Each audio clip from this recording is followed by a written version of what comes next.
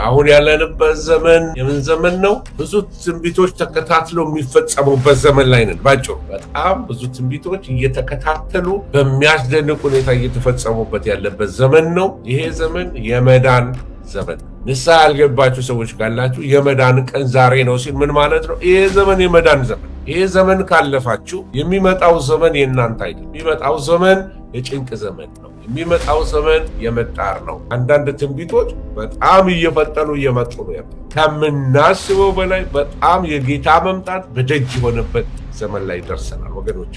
ዜናዎቻችን የሚናገሩት የዕለቱን ኬኦስ ውጥንቅጥ ብቻ አይደለም የሚነግሩት፣ እየመጣ ያለ ክብር ምናለ ይነግሩናል። ከጨለማ ሲመጣ አትጠራጠሩ፣ ሊነጋ ነው ማለት ነው።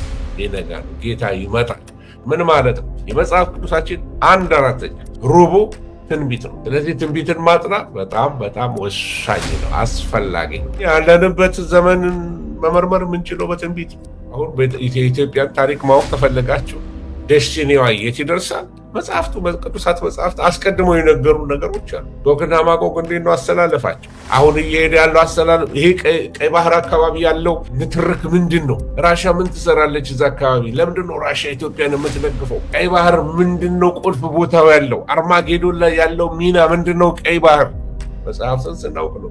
እንግሊዝ ትፈልገዋለች ያን ቦታ። ቻይና ኦልሬዲ ቦታውን ይዛለች። ፈረንሳዮች አሉ ኦልሬዲ ጅቡቲ ላይ፣ አሜሪካኖች አሉ። ቀይ ባህር እንደዚህ ቾክድ እየሆነ ነው። የዓለም የጦር መናኸሪያ ሊሆን የተዘጋጀ ቦታ ነው። አርማጌደን በጣም አደገኛ የሆነ ጦርነት እንደሚኖር መጽሐፍ ቅዱስ ነግሮናል። ፖለቲካውን እንደ ፖለቲካ ብቻ ተሰሙት፣ በመጽሐፍ ቅዱስ አይነት ያዩታላችሁ።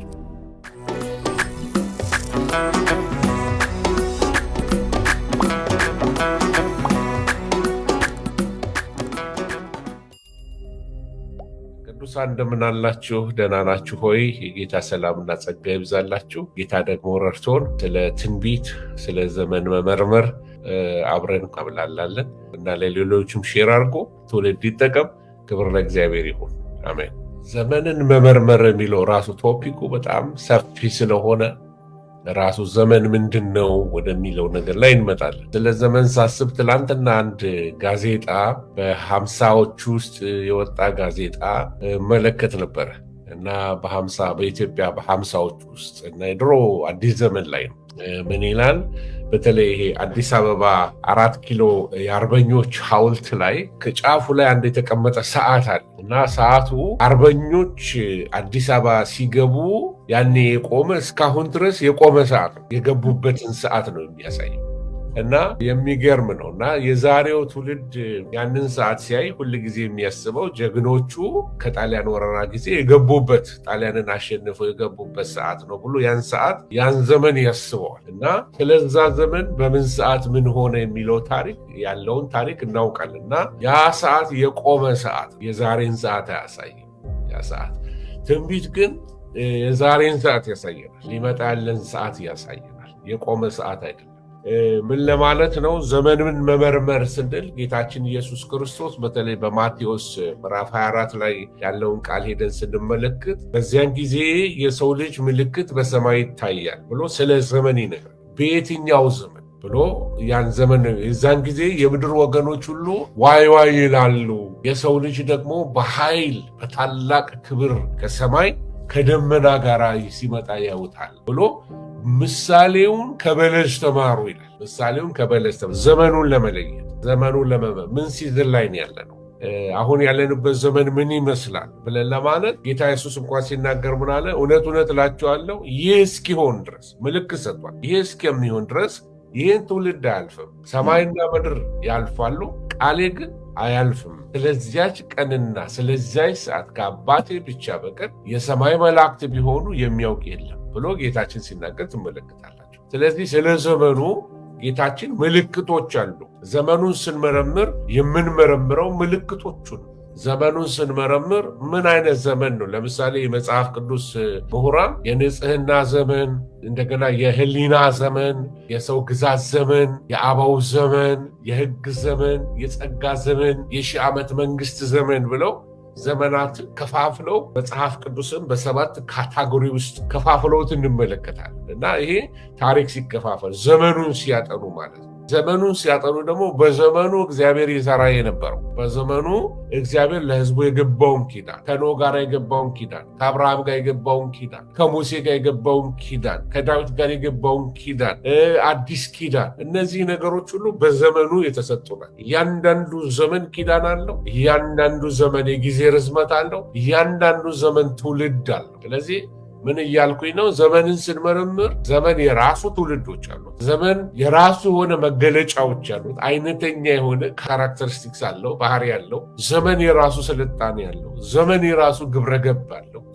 ዘመኑ የራሱ የሆነ ፍልስፍና አለው፣ መንፈሳዊነት አለው፣ እሴቶች አሉት። ህብረተሰቡ የራሱ እሴት አለው። አሁን ያለው ህብረተሰብ የዚህ ዘመን ህዝብ ያለው እሴትና ጥንት የነበረው ህዝብ ያለው እሴት የተለያየ ነው። ስለዚህ ዘመኑን ስንመረምር ህብረተሰቡን ነው የምንመረምረው፣ ስልጣኔውን ነው የምንመረምረው፣ ግብረ ገቡን ነው የምንመረምረው። ከትንቢት ጋር በተያያዘ ደግሞ በመጽሐፍ ቅዱስ ስታንዳርድ ዘመኑ ምን ይመስላል? ከትንቢት አንጻር፣ ከዘመን መጨረሻ አንጻር የቤተክርስቲያን ገጽታዋ ምን ይመስላል ያለን እያነጻጸር ነው የምንመለከተውና ዘመን ብለን ስንመለከት በጣም ብዙ ነገር ነው የምንመለከተው በውስጡ እና አሁን ስለ ዘመን እንጻፍ መጽሐፍ ብለን ብንቀመጥ ራሱ ዴፊኒሽኑ ብቻ ብዙ ፔጆች የሚወስድብን ይመስለኛል። እና እኛም አሁን ያለንበት ዘመን እኛ ያለንበት ትውልድ ይሄ ዘመን የመጨረሻው ትውልድ ዘመን ነው። በኖህ ዘመን እንደነበረ፣ በሎጥ ዘመን እንደነበረ፣ በአብርሃም ዘመን እንደነበረ ብለን ስንል የዘመኑን ባህሪ የዘመኑን ሁኔታ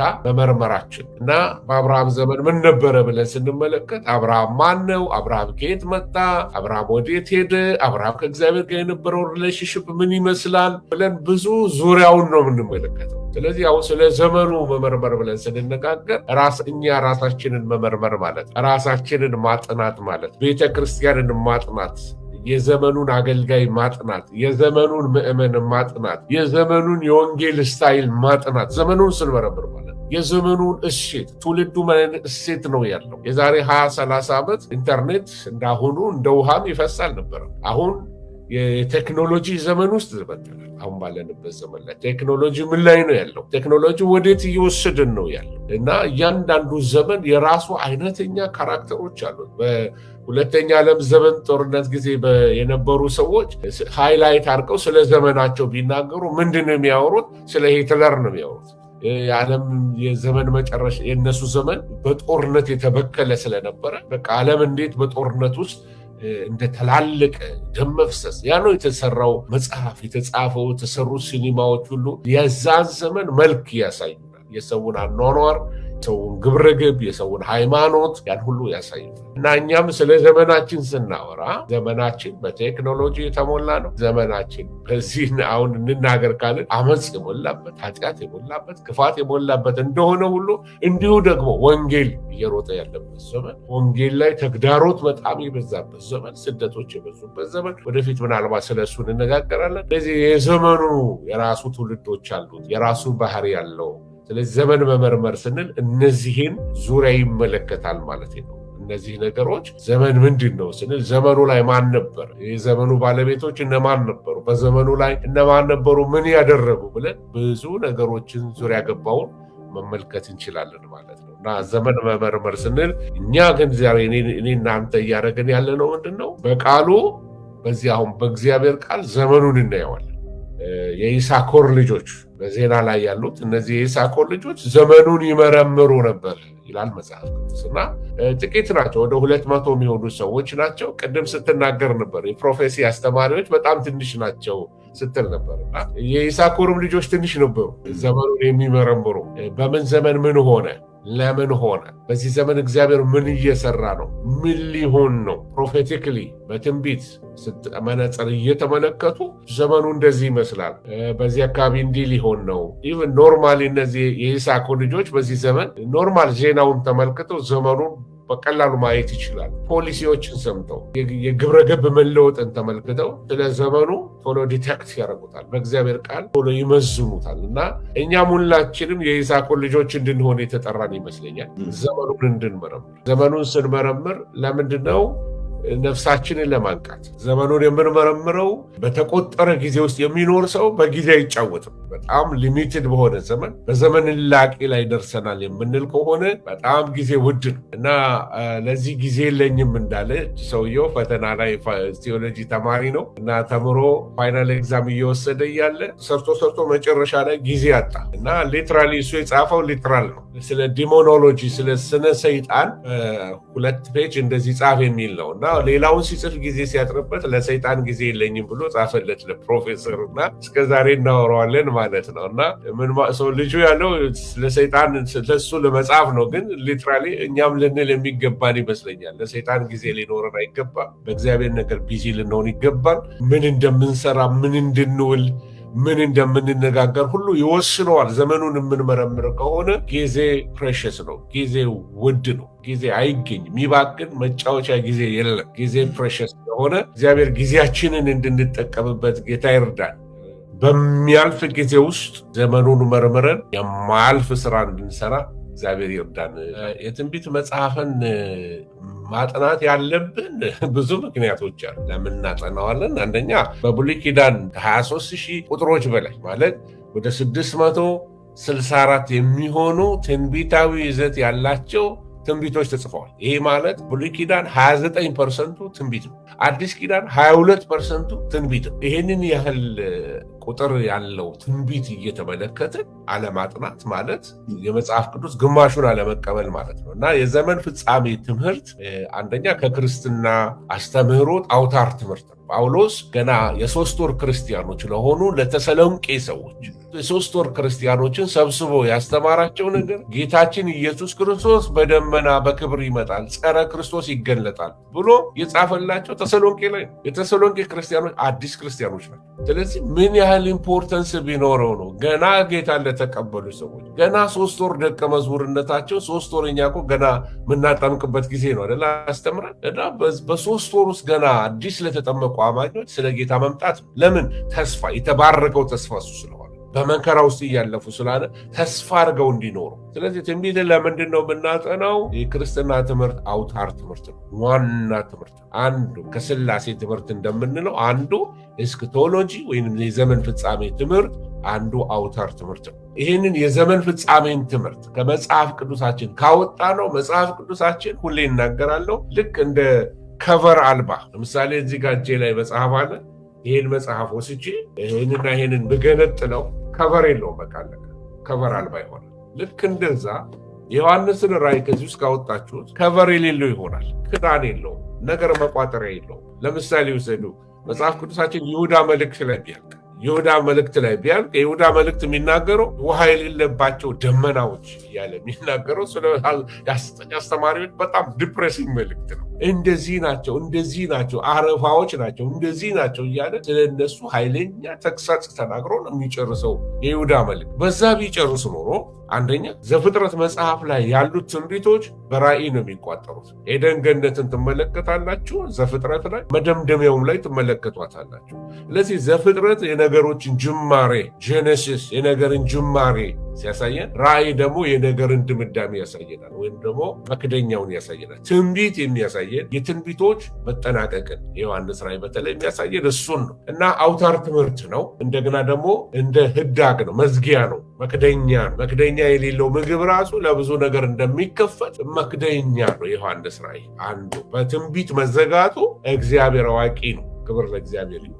ሌላው ቅድም እንዳልኩት በአንደኛ ዜና እንደተጠቀሰ ደግሞ የይስሐቅ ልጆች ዘመኑን ይመረምሩ ነበር። ዘመኑን ሲመረምሩ አድምቀው ሊመለከቱ የሚገባ ነገር አለ በዚህ ውስጥ። ትንቢትን ስታጠኑ አንዱ የምታዩት ነገር የኢየሱስ ውበት እየደመቀ ይመጣል። የሌሎች ነገር ውበቶች እየከሰመባችሁ ይመጣል። የዘላለም ተስፋችሁ እየደመቀ ይመጣል። ስለዚህ ዘመኑን መመርመር ወይንም ትንቢትን ማጥናት በጣም ወሳኝ ነው። ለህይወት ሪቫይቫል ጠቃሚ ስለሆነ ትንቢት እናጠናል። ለተሐድሶ ወሳኝ ስለሆነ፣ ለቤተ ክርስቲያን ተሐድሶ ትንቢት ወሳኝ ስለሆነ ትንቢትን እናጠናል። ሪቫይቫል ሲመጣ ሁል ጊዜ የኢየሱስን መምጣት አድምቆ ነው የሚናገር ወገኖች። የዘመን ፍጻሜ ትምህርት ሁል ጊዜ ህይወታችንን ለመለወጥ ሪቫይቭድ እንድንሆን፣ ተስፋ እንዲኖረን፣ የተነቃቃ ህይወት እንዲኖረን በጣም ትንቢትን ማጥናት ወሳኝ፣ በጣም ይጠቅማል። ትንቢትን የምታጠና ቤተክርስቲያን የነቃች ቤተክርስቲያን ናት። ሪቫይቭድ የሆነች ቤተክርስቲያን ናት። ኢየሱስን በውበቱ የምታይ ናት። ኢየሱስን በውበት ለማየት ሄዳችሁ ዮሐንስ ሬቨሌሽን 4 ኢየሱስን አይታችሁት በማታዩት ክብሩ ነው የምታዩት። 24ቱ ሽማግሌዎች አክሊል አውልቀው በፊቱ እየሰገዱለት ይገባሃልና፣ ታርደሃልና፣ ከነገድ ከቋንቋ ዋሽተኸናልና፣ መጽሐፉን ትፈታ ዘንድ ይገባሃል እያሉ ይሰግዱለት ነበረ 24ቱ ሽማግሌ። ምዕራፍ 1 ላይ ገና ሲገባ የኢየሱስን ውበት፣ ከአፉ የሚወጣው ሰይፍ፣ የሚሰራው ስራዎች፣ የክርስቶስን ክብር፣ የትንሣኤውን ክብር አድምቆ ኢየሱስን የሚያሳይ መጽሐፍ ቢኖር የትንቢት መጽሐፍ። የአምልኮ ጥራታችን ሁሉ ከፍ ይላል። ትንቢትን ስናጠና አምልኳችን ጥልቅ ይሆናል። ኢየሱስ ተኮር ይሆናል። የኢየሱስ ውበትን እየተመለከትን ጌታን እንድናመልክ ያደርገዋል ማለት ነው። ወሳኝ ነው። ለህይወት ለውጥ፣ ለአምልኮ ለውጥ በጣም ወሳኝ ነው። ሌላ 17 የሚሆኑ የመጽሐፍ ቅዱስ ክፍሎች መጽሐፍቶች ከ66ቱ 17ቱ ስለ ትንቢት ይናገራሉ። ምን ማለት ነው? የመጽሐፍ ቅዱሳችን 1/4 ሩቡ ትንቢት ነው። ስለዚህ ትንቢትን ማጥናት በጣም በጣም ወሳኝ ነው፣ አስፈላጊ ነው። ለምንድን ነው የምናጠናበት? አንደኛ ያለንበት ዘመንን መመርመር የምንችለው በትንቢት። አሁን የኢትዮጵያን ታሪክ ማወቅ ከፈለጋችሁ ደስቲኒዋ የት ይደርሳል? መጽሐፍቱ ቅዱሳት መጽሐፍት አስቀድመው የነገሩ ነገሮች አሉ። ጎግና ማጎግ እንዴት ነው አሰላለፋቸው? አሁን እየሄደ ያለው አሰላለፍ ይሄ ቀይ ባህር አካባቢ ያለው ንትርክ ምንድን ነው? ራሻ ምን ትሰራለች እዛ አካባቢ? ለምንድን ነው ራሻ ኢትዮጵያን የምትደግፈው? ቀይ ባህር ምንድን ነው ቁልፍ ቦታው ያለው? አርማጌዶን ላይ ያለው ሚና ምንድን ነው? ቀይ ባህር መጽሐፍትን ስናውቅ ነው። እንግሊዝ ትፈልገዋለች ያን ቦታ። ቻይና ኦልሬዲ ቦታውን ይዛለች። ፈረንሳዮች አሉ ኦልሬዲ ጅቡቲ ላይ፣ አሜሪካኖች አሉ። ቀይ ባህር እንደዚህ ቾክድ እየሆነ ነው። የዓለም የጦር መናኸሪያ ሊሆን የተዘጋጀ ቦታ ነው። አርማጌደን በጣም አደገኛ የሆነ ጦርነት እንደሚኖር መጽሐፍ ቅዱስ ነግሮናል። ስለዚህ ቅዱሳት መጽሐፍትን ስናጠና ዘመኑን እንድናውቅ፣ ፖለቲካውን እንደ ፖለቲካ ብቻ ተሰሙት በመጽሐፍ ቅዱስ አይነት ያዩታላቸው።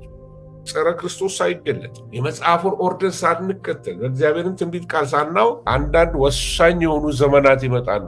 የትንቢት እውቀት የሚጠይቅበት መጽሐፉ ምን ይላል? አሁን ብድግ ብሎ አንድ ሰው ከሶሪያ ጸረ ክርስቶስ ተነስቷል ብሎ ቢናገር ኦኬ ጸረ ክርስቶስ ነው ወይ? ከዚህ በፊት ጸረ ክርስቶስ የተባሉ ኦባማ ጸረ ክርስቶስ ተብሏል። ሬጋን ጸረ ክርስቶስ ተብሏል። ብሬዥኔቭ ጸረ ክርስቶስ ተብሏል። ጁዋን ካርሎስ የስፔኑ ጸረ ክርስቶስ ተብሏል። ጸረ ክርስቶስ ያልተባሉ ማንም የለም። እና አንዳንድ የፕሮፌሲ አስተማሪዎች የተሳከረ መልእክት አላቸው፣ ሮንግ ኢንተርፕሬቴሽን አላቸው። ልንጠነቀቅ ይገባል። ግን ሴም ታይም ምንድነው ዘመኑን ለማጥናት ግን ዘመኑን ለመመርመር ትንቢትን ማወቅ በጣም ወሳኝ። ትንቢትን ማጥናት ትንቢት ለምን እናጠናለን? እና ዘመናችን ደግሞ የዘመናት ቅራሪ ነው። ይሄ ልናውቅ ይገባል። የዘመናችን ያለንበት በቃ ሙጣጭ ላይ ደርሰናል። በብዙ አቅጣጫ አስጨናቂ የሆነ ንቅናቄዎች በየቦታው ተነስተዋል። የትውልድ ንቅናቄ ያለ ኒው ኤጅ ሙቭመንት፣ ፍልስፍናዎች፣ ኃይለኛ ፍልስፍናዎች እየተነሱ ነው። ከዋክብት ቆጣሪዎች፣ አስትሮሎጂስ፣ ሙታን ጠሪዎች፣ ንግርት የሚናገሩ መተተኞች፣ ሚስቲክ ሪሊጅንስ፣ ሳይኪኮች ዓለምን እየሞሉ ነው። የአፍሪካን ትራዲሽናል ሪሊጅኖች ራሳቸው እንኳን እየተነሳሱ በጣም ብዙ ጥንቆላዎች እየተደረጉ ነው ያለው። መተት በትልቅ በቴሌቪዥን አደባባዮች እየታየ ነው ያለው። አጋንንታዊ የሆኑ ነገሮች ወደ ሜዳ እየወጡ እዛ ቢወጡ እዛ ጋር ቢቀሩ ጥሩ ነው። ነገር ግን ኢቨን ቤተክርስቲያንን ኢንፈልትሬት አድርገው ገብተዋል። እነዚህ ዳርክ ፎርስስ የጨለማ ኃይላት ኢንፈልትሬት አድርገው ቤተክርስቲያን ድረስ ገብተዋል። በተለይ አፍሪካ ላይ ኃይለኛ የሆነ ትራዲሽናል ይሄ የአንሴስትራል ወርሺፕ የቤተሰብ አምልኮ፣ እኛ ሀገር የእናት አባት የሚባለው አይነት ጣዖት አምልኮ፣ ከባህል የሚመጡ አንዳንድ አምልኮች እኛም ሀገር ላይ እየመጡ ያሉ እነዛ ነገሮች ወደ ቤተክርስቲያን እየገቡ ነውና ትንቢትን ጥናት ስናደርግ አንዱ ጠንቃቆች ያደርገናል፣ ንቆ ያደርገናል። ለዚህ ለመጨረሻው ዘመን ለጸረ ክርስቶስ መንፈስ እጅ እንዳንሰጥ ቶሎ አእምሯችንን ያነቀዋል፣ አይኖቻችንን ይከፍተዋል። ስለዚህ ትንቢትን ለምን እናጠናለን? እንግዲህ አንዱ እንደዚህ አይነት አሳች መናፍስቶች በምድር ላይ ይወጡ ስራ ቀላል እየሆነ መጥቷል። የዘመኑን ገጽታ ስትመለከተው የቃሉ እውነተኛ ተአማኒነት በግልጽ ለማሳየት ትንቢትን ማጥናት አለብን። የዘመኑን ትክክለኛ ገጽታ ከትንቢት አንጻር ለመመርመር ትንቢትን ማወቅ አለብን። በመከራ ውስጥ ላሉ ለእግዚአብሔር ሕዝብ መጽናናት እንዲሆናቸው ትንቢትን ማጥናት አለብን ወገኖች። ሌላው ስለ ጌታ እንድንመሰከር፣ እንድንጸልይ፣ የወንጌል ስራ እንድንሰራ የሚያደርግ አንዱ የትንቢት ትምህርት ነው።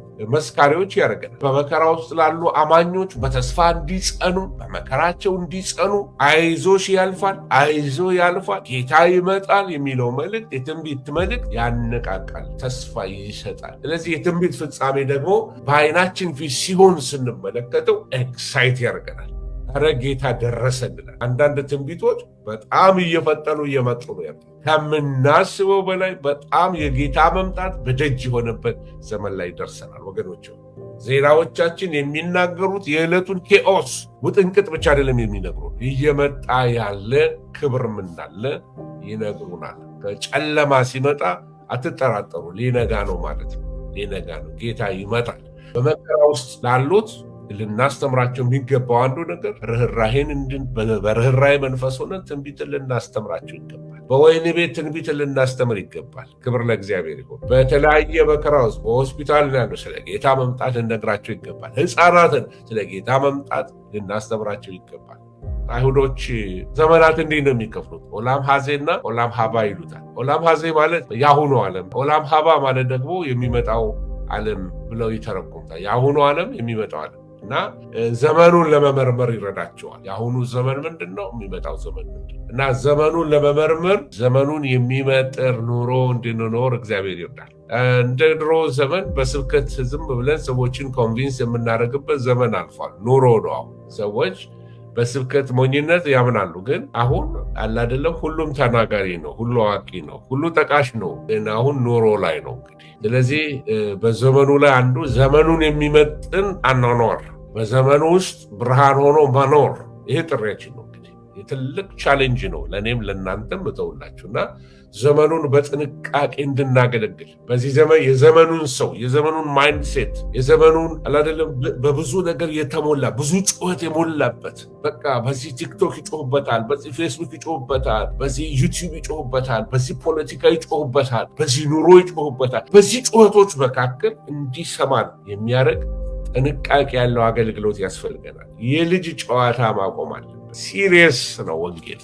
የዘመን ፍጻሜ ነገር ሲሪየስ ነው። ሰዎችን አናሰናክላቸው። ለዚህ የዘመን መጨረሻ ትንቢት አንዱ የሚያደርገው ነገር ጌታን ነቅተን እንድንጠብቅ ያደርገዋል። ከዚህ የተነሳ ነቅተን ስንጠብቀው ምን እናደርጋለን? የጣልነውን እናነሳለን፣ ከድካማችን እንበረትታለን፣ በርትተን ደግሞ እናገለግለዋለን፣ ሌሎችን እናበረታታለን ማለት ነው። ለዚህ ትንቢትን የምናጠናበት አንዱ ምክንያት ስለ ዘመኑ ለማወቅ በዘመኑ ላይም እግዚአብሔር መልእክተኞች እንዲያደርግ ይሄንን ነገር ልናጠናው ይገባል። ያነቃናል፣ ያባንነናል። ዘመኑ ደርሷል፣ በር እየተንኳኳ ነው፣ ተመልከተው ዙሪያውን ሰማዩ እያቀላላ ነው፣ ሳምቲንግ ኢዝ ካሚንግ ብለን ልናስብ ይገባልና የጣልነውን ማንሳት፣ ትጋታችንን መመለስ፣ እነዚህ ነገሮች በጣም በጣም ወሳኝ ነገሮች ናቸው። ከዚህ የተነሳና ሌሎችም ብዙ ምክንያቶች አሉ፣ በአንድ ጊዜ ለመግለጥ አልችልም።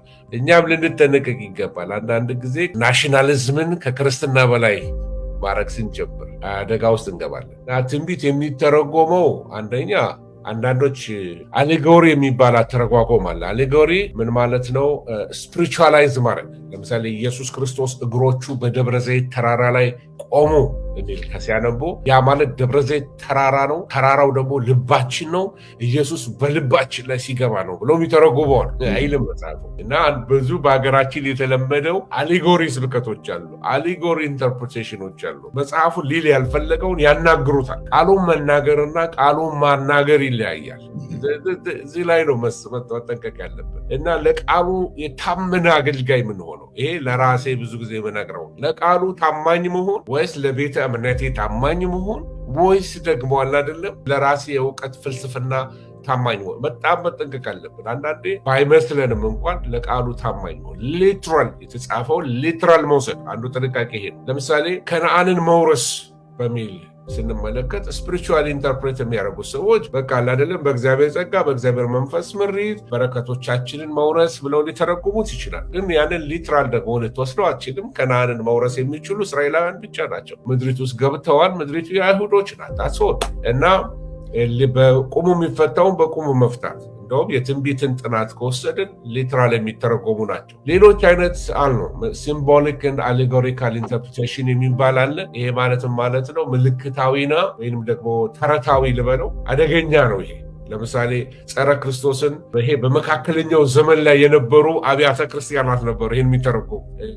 ናፖሊዮን ለምሳሌ ናፖሊዮን ጸረ ክርስቶስ ነው ብሎ የተረጉሙታል። ናፖሊዮን የለም አይደለም፣ የሱም ግዛት የለም። ፖለቲካ ሲስተሙ ተለውጧል፣ ዓለም ተለውጣለች። ስለዚህ ያስተረጓጎም አሁን እየሞተ መጣ እና ይሄ አይነት ይሄ ሲምቦሊካ አሌጎሪካል የሆነ ኢንተርፕሬቴሽናቸው ማለት ነው። እና የተፈጸሙ ትንቢቶች እንዳሉ ልናውቅ ይገባል። ለምሳሌ እነሆ ድንግል ትጸንሳለች፣ ተፈጽሟል። ወንድ ልጅ ትወልዳለች፣ ተፈጽሟል። እነሆ በቶሎ እመጣለሁ፣ አልተፈጸመም። ከኔ ጋር ናቸው። ስለዚህ ትንቢቱን ዳይሴክት አድርገን ልናውቀው ይገባል። የጌታ መወለድ ትንቢት ነበረ፣ አሁን ግን አይደለም። ብዙ ጊዜ ትንቢት ስናጠና መጠንቀቅ የሚገባን ሌሎች ነገሮች አሉ። ትንቢት ስንማር እስከ ዛሬ ያልተፈጸሙ ትንቢቶች እንዳሉ፣ ለምሳሌ ዳግም ምጽአት አልተፈጸመም። ይህን ልናውቀው ይገባል። አሁን በዚህ ዘመን አንዱ ችግር ይሄ ነው። በ70 ዓመተ ምህረት ኢየሱስ ክርስቶስ መጥቷል። ጸረ ክርስቶስ ደግሞ አንቲዮከስ ኤጲፋነስ የሚባል የሶሪያ ጀነራል፣ ግሪካዊ ዝርያ ያለው የሶሪያ ጀነራል እሱ ነው በመሰዊያ ላይ መጥቶ ጥፋተ ርኩሰት በቤተ መቅደስ ውስጥ አሳማ ስላረደ፣ መቅደሱን ስላረከሰ አቦሚኔሽን ኦፍ ዴሶሌሽን ወይም ደግሞ የጥፋተ ርኩሰት አስቀምጧል። እዚህ አንቲዮከስ ኤጲፋነስ ነው ጸረ ክርስቶስ ብሎ የሚተረጉሙ ሰዎች አሉ። ያንን ይዘው ሲሄዱ ደግሞ ሌላ መዓት የሆነ ችግር ውስጥ ይገባል፣ ሊፈቱት የማይችሉት ነው። እና የመከራው ዘመን ለምሳሌ የያዕቆብ መከራ 70ው ሱባኤ የምንለው 70ው ሱባኤ ገና አልተፈጸመም። በዛ ውስጥ ሊከፈቱ ያሉ ማህተሞች አሉ፣ የመለከት ፍርዶች አሉ፣ የጽዋ ፍርዶች አሉ። እነዛ ነገሮች ሁሉ ገና አልተፈጸሙ። ስለዚህ መፈጸማቸው የተረጋገጠ ትንቢቶች አሉ፣ መፈጸማቸው ያልተረጋገጠ ትንቢቶች አሉ፣ መፈጸማቸው ደግሞ አነጋጋሪ የሆኑ ትንቢቶች አሉ። ግን እርግጠኛ የምንሆነው ምንድነው? ዳግም ምጽአት ገና ያልተፈጸመ ትንቢት። ኢየሱስ ክርስቶስ መጥቷል የሚለው ትምህርት ስህተት።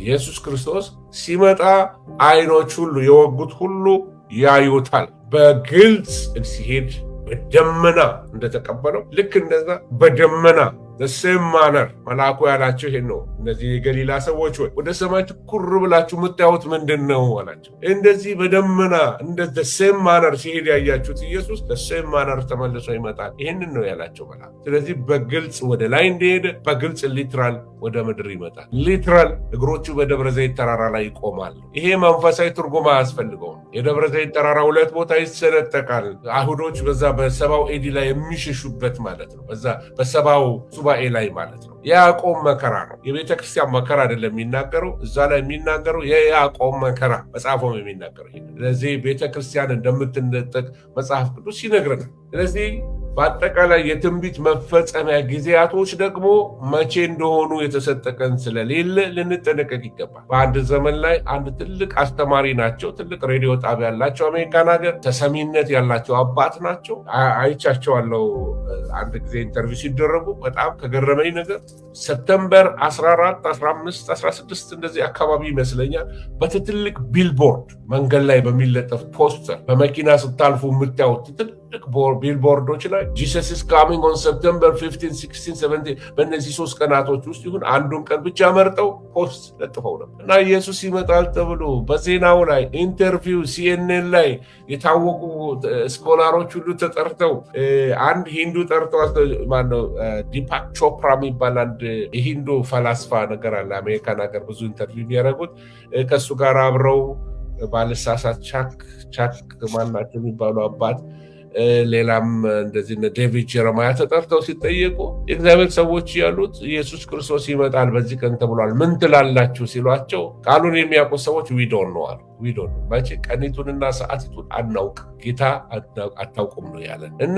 ፓስተር እንትና ይሄው ይመጣል ብለው ፖስተር ለጥፈዋል። አያችሁ፣ አንዳንድ ጊዜ ስህተቱ ከቤተ ክርስቲያንም ሊነሳ ይችላል። አንዳንድ ሰዎች ያ ብቻ አይደለም፣ ቀኑን ብቻ መሳሳት አይደለም፣ ራሳቸው መሲህ የሆኑ ይመሰላቸው እኔ መሲህ ነኝ ብሎ የሚነሱ ገና ብዙዎች አሉ። አሁንም የተነሱ አሉ። በሊስት አድርጌ ምናልባት እንነጋገርበት ይሆናልና ምልክቶቹ በመጽሐፍ ቅዱስ ውስጥ ተደጋግመው ሲገለጡ ለአንባቢ አስቸጋሪ ስለማይሆን የሚደጋገመውን ሐሳብ መረዳት ቶሎ ብሎ ምሳሌያዊና ስዕላዊ የሆኑ ነገሮችን በጥንቃቄ መተርጎም ለምሳሌ ዘንዶ በሰው በህልሙ ዘንዶ ሲያይ ዳግም የተወለደ ሰው ይሄ በቀላሉ ይገባል። ዘንዶ የሰይጣን ምሳሌ፣ እንቁራሪት፣ ቀበሮ ምናምን መጽሐፍ ቅዱስ ዲፋይን ያደረጋቸው በኢቭል በክፋት፣ አንበጣ የጠላት ሰራዊት፣ ወራሪ ሰራዊት በዚህ ምሳሌ ነው የሚጽፈው መጽሐፍ ቅዱስ። የሂብራይክ ላንጉጅ ነው የአይሁዶች አገላለጥ፣ ፕሮፌቲክ የሆነ አገላለጥ። ያና ተረጓጎም ማወቅ አለ።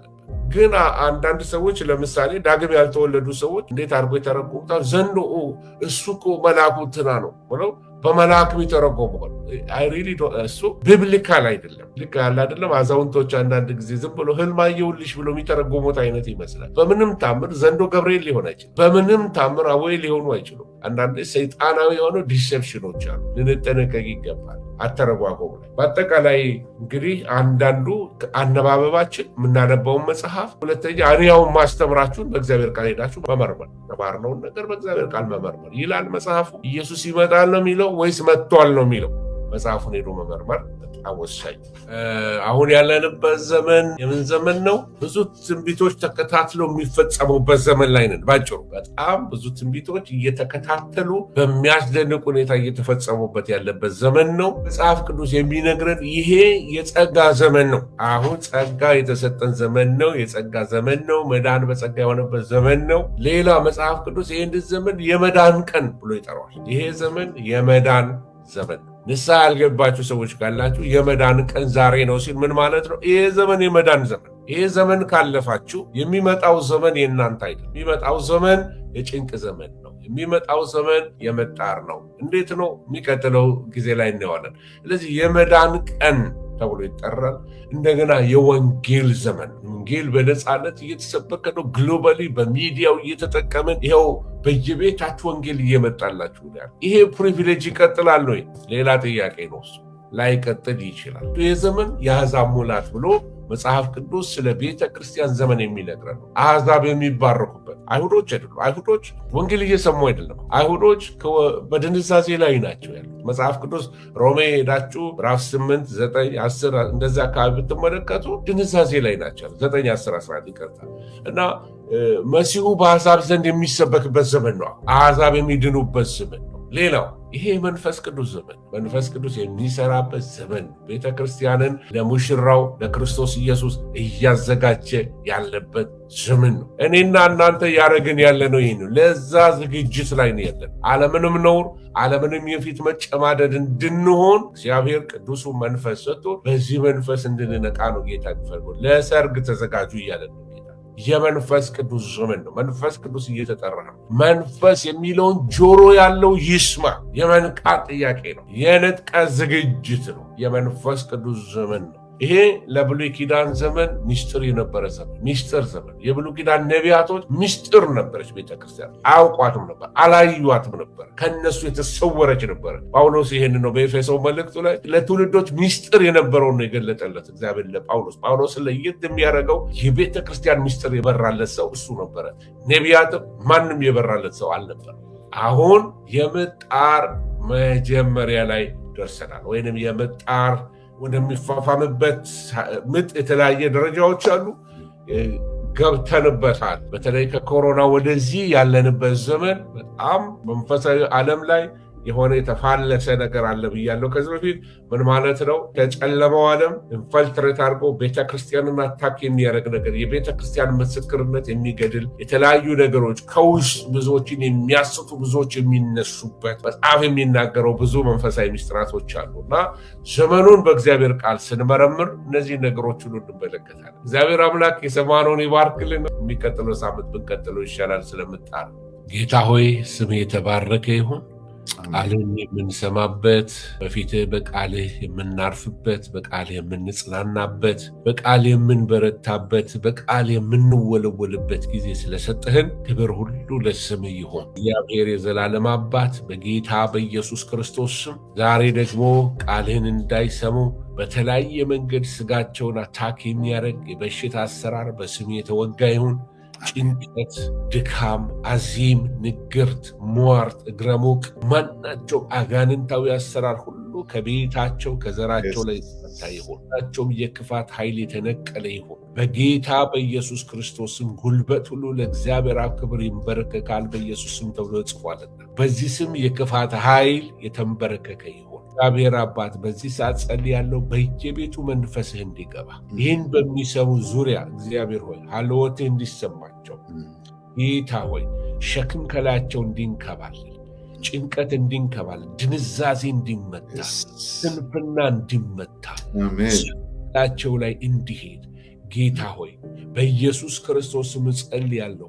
ነው ኤልያስ በዛ በክትክታ ዛፍ ስር ሳለ እኔ ከአባቶች አልበልጥም ብሎ ነገር አድክሞት፣ ሁኔታ አድክሞት፣ ዘመኑ አድክሞት፣ ኤልዛቤል አድክማው፣ ጌታ ሆይ ዛቻ አድክሞት፣ ብቸኝነት አድክሞት፣ ብቻዬን ቀረው እያለ ባለበት በክትክታ ዛፍ ስር ጌታ ሆይ ከሰማይ መልአክ ልከህ ምግብ መግበህ ጉልበቱን አድሰህ እስከ እግዚአብሔር ተራራ ባንተ ኃይል እንደሄደ አሁንም የምንበላው ይሄ ቃል ለተስፋ ይሁንልን፣ ለመነሳት ይሁንልን፣ ወደ ከፍታ ለመሄድ ይሁንልን፣ ምዕራፍ ለመቀየር ይሁንልን፣ ለንድቀት የሚያዘጋጅን የሚቀሰቅሰን እንዲሆን እጸልያለሁ። ዘንድ ጌታ ሆይ በክፉ ዘመን አለን፣ በጨለማ ዘመን አለን፣ በአመፅ ዘመን አለን።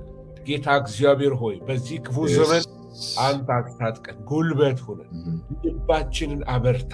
አይዞ የሚለው ድምፅ ይሰማ፣ በርታ የሚለው ድምፅ ይሰማ፣ የእረኛችን ድምፅ እንዲሰማ እንጸልያለሁ። ሩጫህን በርታ፣ ተዋጋ፣ ደህንነትን እንዳትጥል እስከ መጨረሻ ጽና የሚል ጌታ ሆይ ድምፅህ እንዲሰማን እንጸልያለን። አሜን። ባለቆረጡ ድረስላቸው፣ መከራ ላሉ ድረስላቸው፣ ላለቀሱ ድረስላቸው፣ ዲፕረስ ለሆኑ ድረስላቸው፣ ዲስከሬጅ ለሆኑ ድረስላቸው፣ ዲስፖይንት ለሆኑ ድረስላቸው።